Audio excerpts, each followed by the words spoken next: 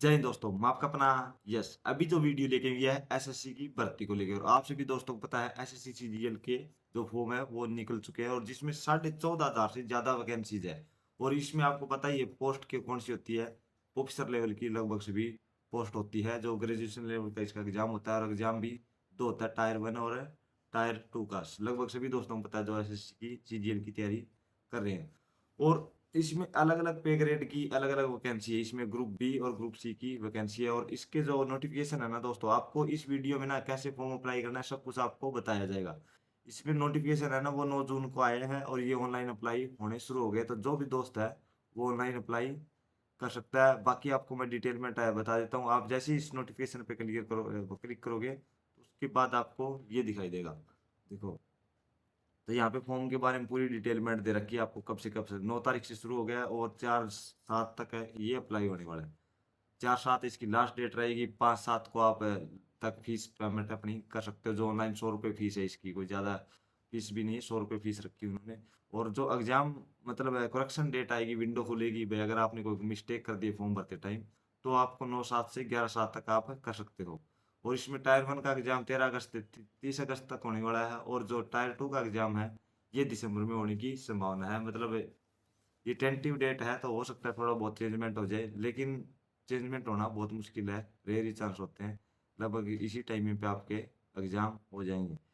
और ये आपकी वो रहने वाली है, वैकेंसीज रहने वाली है। इसमें देखो 44,900 रुपये बेसिक पे मतलब सबसे ज़्यादा है। बाकी नीचे 25,000 कुछ है। तो इसमें अलग अलग वैकेंसी भी दे रखी है और उस हिसाब से एज लिमिट भी दे रखी है। आपने कौन सी एज मतलब है, आप कितनी एज आप तो किस में जा सकते हो। इंटेलिजेंस ब्यूरो की असिस्टेंट सेक्शन ऑफिसर, इसमें सभी ग्रुप बी की वैकेंसी है। और 35,400 वाले में आपको, इसमें भी ग्रुप बी की वैकेंसी अलग अलग है। सब इंस्पेक्टर की है, डिविजनल अकाउंटेंट की है। और उसके बाद पे लेवल 5 वाले में भी 29,200 जिसका पे है। तो इसमें ग्रुप सी की वैकेंसी है दोस्तों, 18 से 27 साल तक रहने वाली है। और ये 25,500 वाले में भी ग्रुप सी की वैकेंसी है, 18 से 27 साल एज रहने वाली है। जो मेन पॉइंट है वो आपको मैं बता देता हूँ, फिर आपको फॉर्म कैसे भरना है वो। और जो इसमें SC ST वाले भाइयों को अलग से छूट है वो अलग है। OBC है, SC ST जिनको भी रिलैक्सेशन है वो अलग से है, जो आपको एज ग्रुप दे रखा है उससे। और ये आपको एग्जाम सेंटर दे रखे हैं। आप अपने चॉइस से एग्जाम सेंटर दे सकते हो, आपसे चॉइस मांगी जाएगी। और ये एग्जाम सेंटर के कोड, आप कोड देख लेना, कोड के हिसाब से एग्जाम सेंटर भरे जाएंगे।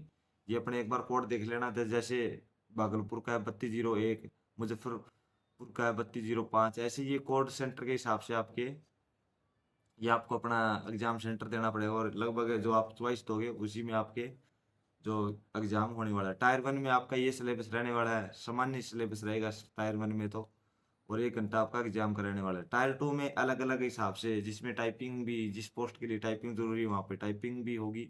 और बाकी ये तो होना ही होना है, मैथमेटिकल और रीजनिंग के जो एग्जाम है वो अलग अलग आपके होने वाले हैं। और अलग अलग टाइमिंग दे रखी है, आप एक ही चीज़ इसको देख सकते हो।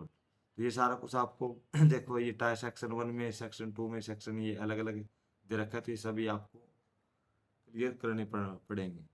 और नीचे पूरे सिलेबस के बारे में दे रखा है भाई। कंप्यूटर का एग्जाम में कंप्यूटर से क्या क्या पूछा जाएगा, कंप्यूटर में क्या नॉलेज होनी चाहिए, यह सारी चीज़ें आपको इस नोटिफिकेशन में देखने को मिल रही है। अभी हम फॉर्म कैसे अप्लाई करना है इसके ऊपर चाहते हैं।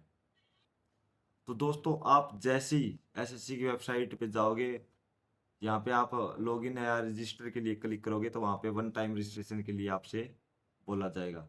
तो यहाँ पे आपको 1 टाइम रजिस्ट्रेशन करना है, जिसका प्रोसेस ये रहने वाला है। आपको मोबाइल नंबर है, मेल है, ये सब कुछ आपको देना पड़ेगा। और उसके पास OTP, उसके बाद OTP आएगा और आप रजिस्टर हो जाओगे। रजिस्टर करना है यहाँ पे, रजिस्टर ना हो। अगर आपकी पहले से आईडी बनी हुई है तो आप लॉगिन कर सकते हो, नहीं तो आपको रजिस्ट्रेशन वाला, जो आपको 1 टाइम रजिस्ट्रेशन वाला प्रोसेस फॉलो करने पड़ेगा। इसके अंदर जो आपको ये डिटेलमेंट मांगी जाएगी, पर्सनल डिटेल भरनी है, पासवर्ड भरना है अपना, और एडिशनल डिटेल भरनी है। और उसके बाद डिक्लेरेशन आपको ओके करना है। तो ये कब करने के बाद आपका सबमिट होने के बाद आपका 1 टाइम रजिस्ट्रेशन हो जाएगा।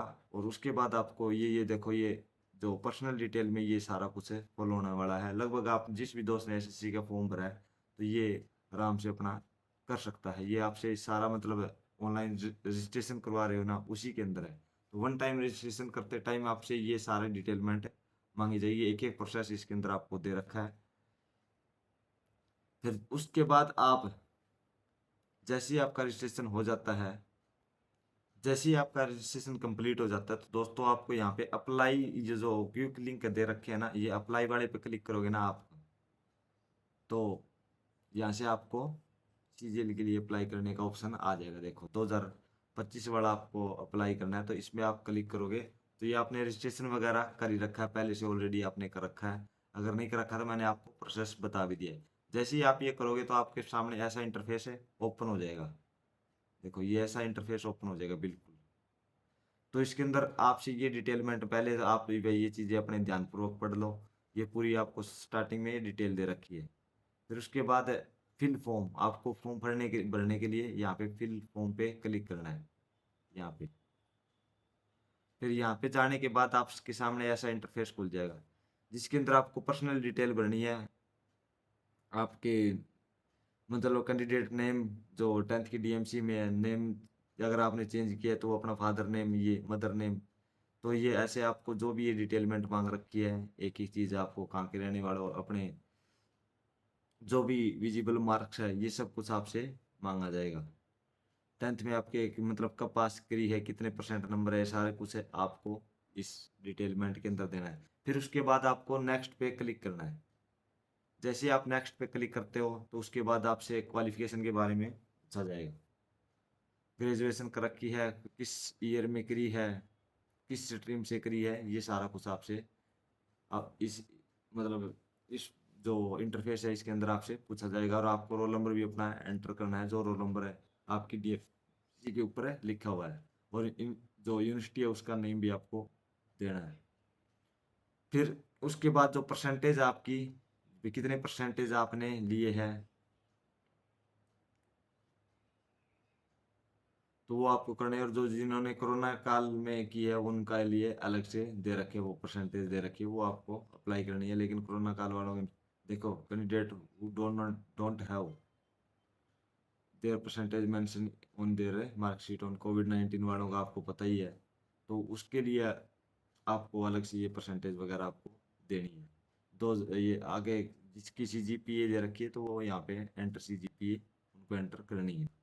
उसके बाद आप सेव पे कर दोगे। जैसे ही आप सेव पे क्लिक करोगे, उसके बाद नेक्स्ट पे जाओगे, तो नेक्स्ट पे आपसे एडिशनल इन्फॉर्मेशन, आपके पास जो भी एडिशनल इन्फॉर्मेशन है वो देनी है। कोई एक्सिस मैन है तो एक्सिस मैन पे क्लिक करेगा, कोई एक्सिस मैन नहीं है तो वो नो पे कर देगा। नो पे जैसे ही आप क्लिक करोगे तो ये सारा जो नीचे वाला है वो सारा चला जाएगा। अगर आप वो एक्सिस मैन हो तो आपसे ये सारी डिटेलमेंट भरनी पड़ेगी, जो एक्सिस मैन है उनके लिए। फिर वो भी सेव पे कर देंगे। अगर एक्सिस मैन नहीं है तो वो नो पे क्लिक कर देंगे, उनको कोई एडिशनल इन्फॉर्मेशन नहीं देनी पड़ेगी।